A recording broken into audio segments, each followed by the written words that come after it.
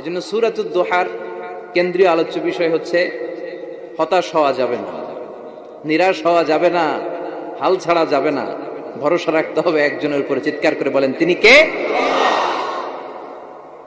হতাশ যারা, frustrated upset people, তাদের জন্য, হতাশ ব্যক্তিদের জন্য এই সূরাটা একটা আলোকবর্তিকা, একটা আলোর মশাল।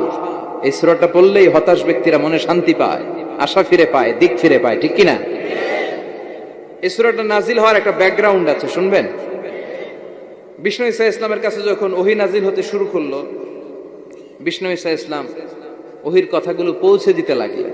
যাই নাজিল হতো বিষ্ণুনবী পৌঁছে দিতেন, বিশ্বনবী সাহাবাদের কাছে শেয়ার করে দিতেন। যেটাই নাজিল হতো তিনি পৌঁছে দিতেন, যেটাই, কারণ আল্লাহর আদেশ, ইয়া আইয়ুহার রাসূল বাল্লিগ মা উনজিলা ইলাইক, ও নবী আপনার কাছে আমি ওহী থেকে যা নাজিল করি সব পৌঁছে দেন, একটাও গোপন করা যাবে। আল্লাহর কাছ থেকে বিশ্বনবী যে সমস্ত মেসেজ, ইনফরমেশন, তথ্য, রেভেলেশন ওহী পেয়েছে, একটাও কি বিশ্বনবী গোপন করেছে? সব প্রকাশ করে গিয়েছে, সব শেয়ার করে গিয়েছে। বিশ্বনবী শেয়ার করতে লাগলেন। সকালে যা নাজিল হয় শেয়ার করেন, দুপুরে নাজিল হয় শেয়ার করেন, রাতে নাজিল হয় শেয়ার করেন, শেয়ার করতে লাগলেন। কিন্তু কি অবাক করা কাণ্ড, হঠাৎ করে এই ওহী আসার ধারাবাহিকতা আল্লাহ বন্ধ করে দিলেন। ওহী আর আসে না, আকাশ থেকে নতুন তথ্য আর নামে না। ঘটনা কি? ওহী আসে না কেন? তথ্য আসে না কেন? জিব্রাইল আসে না কেন?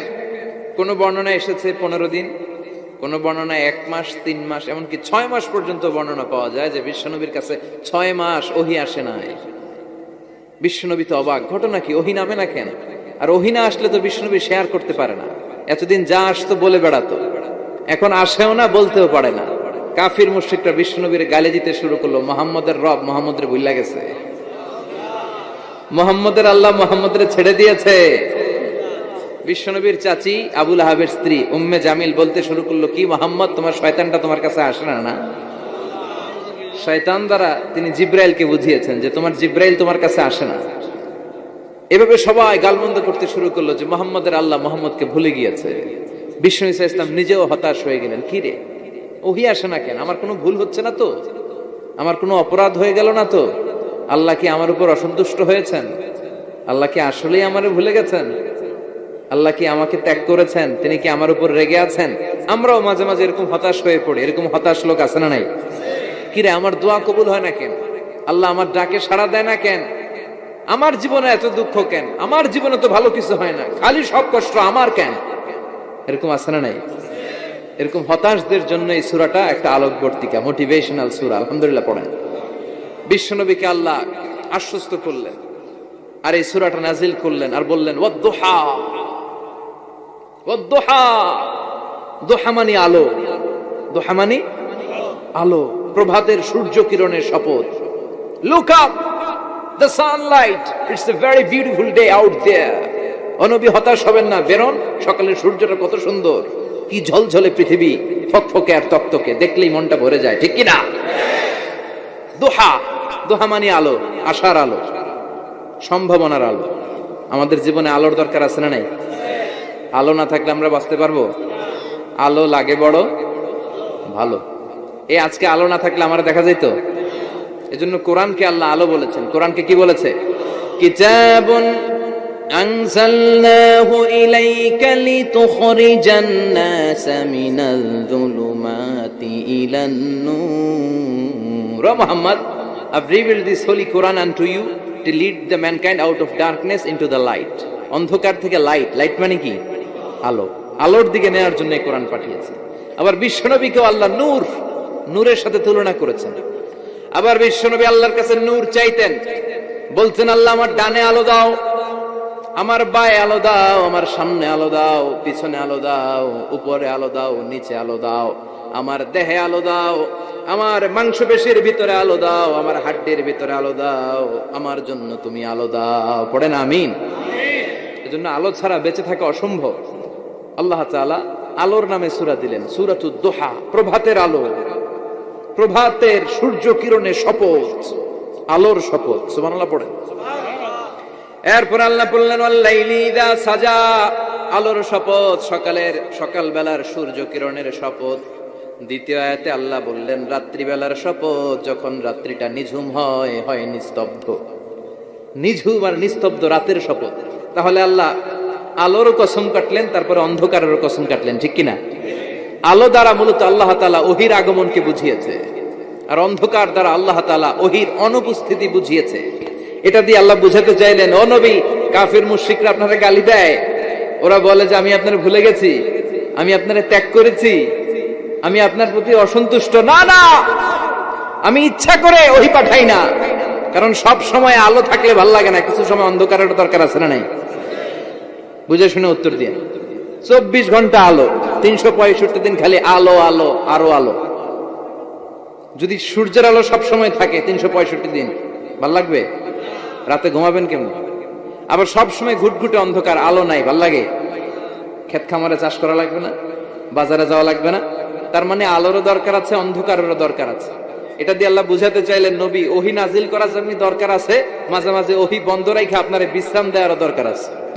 চিৎকার করে বলেন আল্লাহু আকবার। এজন্য আল্লাহ বললেন, ওয়াদ-দুহা ওয়াল-লাইলি ইযা সাজা মা ওয়াদ্দা'আকা রাব্বুকা ওয়া মা ক্বালা ওয়ালাল আখিরাতু খায়রুল লাকা মিনাল উলা। সুবহানাল্লাহ পড়েন। ও নবী, প্রভাতের সূর্য কিরণের শপথ, নিঝুম নিস্তব্ধ রাত্রিবেলার শপথ, আলো আর অন্ধকারের শপথ করে আমি বললাম, আপনার প্রভু আপনারে ভুলে যায় নাই, আপনার উপর অসন্তুষ্ট হয় নাই। আমি আল্লাহ ইচ্ছা করে ওহি বন্ধ রেখেছি, কারণ ওহির একটা পাওয়ার আছে। বারবার ওহি রিসিভ করলে আপনার স্নায়ু এটা সহ্য করতে পারবে না, আপনার দেহ এটারে বরদাস্ত করতে পারবে না। নবী, আমি আপনার প্রতি এত রহম দিল, এত ভালোবাসি, বারবার ওহি নিতে নিতে আপনার যে কষ্ট হয়, এই কষ্টটা আমার আল্লাহর সহ্য হয় না। এজন্য আমি আল্লাহ ইচ্ছা করে কিছুদিন ওহি বন্ধ রাখছি। সুবহানাল্লাহ পড়েন। তার মানে এই নয় যে আমি আপনারে ভুলে গিয়েছি, আমি আপনারে ছেড়ে দিয়েছি। আরে নবী, আমি তো আমার নামের সাথে আপনার নামকে জুড়ে দিয়েছি। লা ইলাহা ইল্লাল্লাহ মুহাম্মাদুর। যেখানে আমার আল্লাহর নাম, সেখানে বিশ্ব নবীর নাম আছে না নাই? আজান যখন দেই আল্লাহু আকবারের পরে বিশ্ব নবীর নাম আছে না নাই? একামতে আছে না নাই? আবার আল্লাহর জন্য যখন সালাত আদায় করি, শেষ বৈঠকে বিশ্ব নবীর উপর দুরূদ আছে না নাই? রাফা'না লাকা যিকরাক। ও নবী, আপনার নামকে আমি অনেক উপরে তুলে ধরেছি। আমার নাম যেখানে, আপনার নাম ওইখানে। গোটা বিশ্বব্যাপী আপনার নাম ছড়ায় যাবে। ওরা আপনারে গালি দেয় কবি বলে, ওরা গালি দেয় গণক বলে, ওরা বলে আপনি আফতার, লেস কাটা। আসলে যারা আপনারে গালি দেয় ওরাই লেস কাটা। ওরা আপনারে বলে আপনি নির্বংশ, আপনার ছেলেগুলো বেঁচে নাই, মেয়ে বেঁচে আছে, আপনার নাম নেয়ার কেউ থাকবে না। ওই আবু জাহেল, উতবা, সাইবা, ওদের নাম নেয়ার কেউ থাকবে না। আপনি লেসকাটা নন, আপনি নির্বংশ নন। ইন্না শানিয়াকা, চিল্লায় বলেন ইন্না শানিয়াকা। যারা আপনারা গালি দেয়, যারা আপনারা নিয়ে কটু কথা বলে, ওরাই লেসকাটা, ওরাই নির্বংশ। ওদের বংশকে আমি আল্লাহই নির্বংশ করে ছাড়ি। চিল্লায় বলেন ঠিক কিনা? ও নবী, মা ওয়াদ্দা'আকা রাব্বুকা ওয়া মা ক্বালা। আপনার রব আপনারে পরিত্যাগ করে নাই, আপনারে ভুলে যায় নাই, আপনারে ছেড়ে দেয় নাই। আপনার রব ইচ্ছা করেই ওহী নাজিল বন্ধ করে রেখেছে। আমি ইচ্ছা করেই আপনারে প্রেসার দিতে চাই নাই গো নবী, কারণ ওহী রিসিভ করা অনেক কঠিন। এটা আস্তে আস্তে আপনি অভ্যস্ত হবেন। সুবহানাল্লাহ পড়েন। ওহীর একটা পাওয়ার আছে না নাই? আমরা তো কি মজায় মজায় কোরআন পাইছি। এই যে কি সুন্দর কোরআন নিয়ে বসি, পড়ি, তাফসীর করি, কি মজার কোরআন। আহা, এই কোরআনটা রিসিভ করতে যে বিশ্বনবীর কত কষ্ট হয়েছে। এই কোরআনকে আল্লাহ বলেছেন এটা কওলান সাকিলা, very heavy and weighty word. এটা অনেক ওজনওয়ালা কথা। ইন্না সানুলকি আলাইকা কওলান, এটার অনেক ওজন। এই কোরআনটা যদি পাহাড়ের উপর নাজিল করা হতো, পাহাড়গুলো দুমড়ে মুচড়ে ভেঙে টুকরো টুকরো হয়ে খান খান হয়ে যেত, ঠিক কিনা? এত কঠিন বানিয়ে এটা। ও নবী, আমি আলোর সাথে ওহির মিল ঘটিয়েছি, আলো দিয়ে ওহিকে বুঝিয়েছি। সূর্যের যেমনি কিরণ আছে, তেজ আছে, এই ওহিরও একটা তেজ আছে। এই তেজ, এই কিরণ আপনি সব সময় সহ্য করতে পারবেন না। এজন্য আমি ইচ্ছা করে কিছুদিন ওহি নাজিল করা বন্ধ করে রেখেছি। সুবহানাল্লাহ পড়েন। ইচ্ছে করে আমি নাজিল করি নাই। সব সময় নাজিল হলে আপনার ভালো লাগতো না। বুখারীর বর্ণনা, মা আয়েশা বলতেন, শীতের রাতে, কনকনে মাঘ মাসের শীতের রাতে যখন বিশ্বনবীর উপর কোরআনের আয়াত নাজিল হতো, বিশ্বনবী ঘেমে ঘেমে একাকার হয়ে যেতেন। হাত্তা লা ইয়াতাফাসসাদু জাবিনুহু আরাকান, বিশ্বনবীর দাড়ি আর থুতনি বেয়ে ঝরঝর করে পানি পড়তো। আমরা কম্বল গায়ে দিয়ে থাকি আর বিশ্বনবী ঘামে। সুবহানাল্লাহ কইবেন না? এটা কওলান সাকিলা, অনেক ওজনওয়ালা কথা।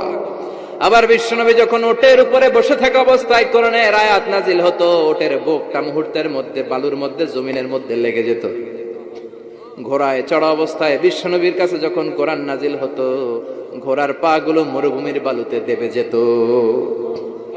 মাঝে মাঝে বিশ্বনবী সাহাবাদের রানের উপরে, পায়ের উপরে মাথা দিয়ে শুয়ে পড়তেন ক্লান্ত শ্রান্ত। যায়েদ বিন হারেসা বিশ্বনবীর পালক পুত্র, তার পায়ের উপরে মাথা রেখে বিশ্বনবী একবার কথা বলতে বলতে ঘুমিয়ে পড়লেন, ঘন্টাখানিক ঘুমালেন। যায়েদ বিন হারেসা বলে, আমার কাছে তেমন কোনো কষ্টই হচ্ছে না, বিশ্বনবীর মাথাটা খুব বেশি ওজন মনে হচ্ছে না। ঘন্টাখানিক পর বিশ্বনবীর চোখ খুললেন, আর খোলা মাত্রই ওনার উপর ওহী কোরআনের আয়াত নাজিল করতে শুরু করলো। কে? যায়েদ বিন হারেসা বলে, যখনই কোরআনের আয়াত নাজিল হতে শুরু করলো, আমার মনে হচ্ছে বিশ্বনবীর মাথাটা 50-60 কেজি ওজন বেড়ে গিয়েছে। বিশ্বনবীর মাথার ওজনে আমার পায়ের রান ফেটে যাবে, আমার পায়ের হাড্ডি ফেটে যাবে, আমার পাটা ভেঙে খান খান হয়ে যাবে মনে হচ্ছিল। তার মানে কোরআনের আয়াত যখন নাজিল হয়, বিশ্বনবীর উপর একটা প্রেসার আছে না নাই? এই জন্য আল্লাহ বললেন, নবী আমি আপনার ভুলে যাই নাই। কাফেররা যেমনি আপনার গালি দেয় যে আমি আপনার ভুলে গিয়েছি, আপনার উপর আমি অসন্তুষ্ট, নেভার, অসম্ভব। আমি আপনার উপর কখনো অসন্তুষ্ট নই, বরং আমি ইচ্ছা করি আপনার উপর থেকে প্রেসার কমিয়ে দেওয়ার জন্য কয়েকদিন ইচ্ছা করে আপনারে ছুটিতে রাখছি। সুবহানাল্লাহ পড়েন, যাতে করে আবার এনার্জি গায়ে নেওয়ার পরে নতুন করে কোরআনের আয়াত রিসিভ করার জন্য আপনি সক্ষম হন। চিল্লায় পড়তে হবে আল্লাহু আকবার। মুমিন কখনো টেনশন করে না, মুমিন তার সব কিছু ন্যস্ত করে দেয় একজনের উপর, তিনি কে? এবার বিশ্বনবীকে 3টা কর্মসূচির ঘোষণা দিয়ে আল্লাহ সূরাটা শেষ করবেন। কর্মসূচি 3টা শুনতে মনে যায়? এই কর্মসূচি 3টা পকেটে করে বাড়িতে নেওয়া যাবে? উত্তর হয় নাই, আওয়াজ হয় নাই। এই 3 কর্মসূচি নিয়ে আজকে বাড়িতে ফিরতে যাই, পারা যাবে? কর্মসূচি নাম্বার 1, আল্লাহ বলেন, ফাআম্মাল ইয়াতীমা ফালা তাকহার। ও নবী, কখনো ইতিমদেরকে আপনি তাড়িয়ে দেবেন না, ইতিমদের সাথে খারাপ আচরণ করবেন না। আপনাদের এলাকায় ইতিমখানা আছে নাকি? আছে? টরিক ভাইয়ের মাদ্রাসায় আছে ইতিম? আছে? মাশাআল্লাহ। তো এই যে ইতিমদের সাথে খারাপ আচরণ করতে নিষেধ করেছে কে? ফাআম্মাল ইয়াতীমা ফালা তাকহার। নবী, ইতিমদের সাথে খারাপ আচরণ করবেন না, কারণ আপনি নিজেই ইতিম ছিলেন, ঠিক কি না? ইতিমদের সাথে আমরা ভালো আচরণ করব। ইতিমকে ভালোবাসা মানে নবীকে ভালোবাসা, কারণ আমার নবী ইতিম হয়ে বড় হয়েছেন। চিল্লায় বলেন ঠিক কি না? যারা ইতিমকে ভালোবাসে তাদেরকে ভালোবাসে কে? বিশ্বনবী ইতিমদের লালন পালনকারীদেরকে এত ভালোবাসতেন, যারা ইতিমদেরকে যত্ন নেয়, যারা ইতিমদেরকে লালন পালন করে, তাদের উদ্দেশ্যে বিশ্বনবী বললেন, আনা ওয়া কাফিলুল ইয়াতীমি কাহাতাইন, আনা ওয়া কাফিলুল ইয়াতীমি কাহাতাইন। আমার 2টা আঙ্গুল দেখা যায়? সবাই দেখতে পাচ্ছেন? এই 2টা আঙ্গুলের মাঝখানে কি খুব গ্যাপ আছে নাকি বেশি? নাই। বিশ্বনবী বললেন, আনা ওয়া কাফিলুল ইয়াতীমি কাহাতাইন, আমি এবং ইতিমের লালন পালনকারী কিয়ামতের দিন প্রতিবেশীর মতো এইভাবে কাছাকাছি একসাথে থাকবো। এজন্য ইতিমদের সাথে ভালো আচরণ করবেন, ইতিমদেরকে ঘাড় ধাক্কা দিয়ে বের করে দিবেন না। অনেকে আছে ইতিমদেরকে ঘাড় ধাক্কা দিয়ে বের করে দেয়, আছে না? যাই আছে না? আরাআইতাল্লাযী ইউকাযযিবু বিদ্দীন ফাযালিকাল্লাযী ইয়াদউল ইয়াতীম। কিছু লোক আছে যারা আখিরাতে বিশ্বাস করে না, জান্নাত জাহান্নামে বিশ্বাস করে না, তারা দ্বীনকে অস্বীকার করে, ইতিমকে ঘাড় ধাক্কা দিয়ে বের করে দেয়। বিশ্বনবী ইতিম হয়ে বড় হয়েছেন, তাই বিশ্বনবীকে প্রথম কর্মসূচি দিলেন, ফাআম্মাল ইয়াতীমা ফালা তাকহার। নবী হে, কখনো ইতিমকে ঘাড় ধাক্কা দিয়েন না, ইতিমকে ধমক দিয়েন না, ইতিমকে তাড়িয়ে দিবেন না। অনেকে আছে তাদের হৃদয় শক্ত, চোখ দিয়ে পানি নামে না। এরকম শক্ত হৃদয়ের মানুষ আছে না নাই? কান্না আসে না, হৃদয় নরম হয় না। এক সাহাবী এসে বললেন, ইয়া রাসূলুল্লাহ, আমার হৃদয়টা বড় শক্ত, আমার কলবটা বড় শক্ত, আমার চোখ দিয়ে পানি নামে না, আমার হৃদয়টা আমি নরম করতে চাই, কি করে নরম করব? বিশ্বনবী বললেন, হৃদয় নরম করতে চাও? ইরহামিল ইয়াতীম, ইতিমের প্রতি রহম দিল হও। ওমসাহ রাসা, ইতিমের মাথায় হাত বুলিয়ে দাও। ও আতঈমহু মিন তাআমিক, তুমি যা খাবে ওখান থেকে ইতিমরেও খাও। তালিনু কলবুক, তোমার হৃদয়টারে নরম করে দিবে কে?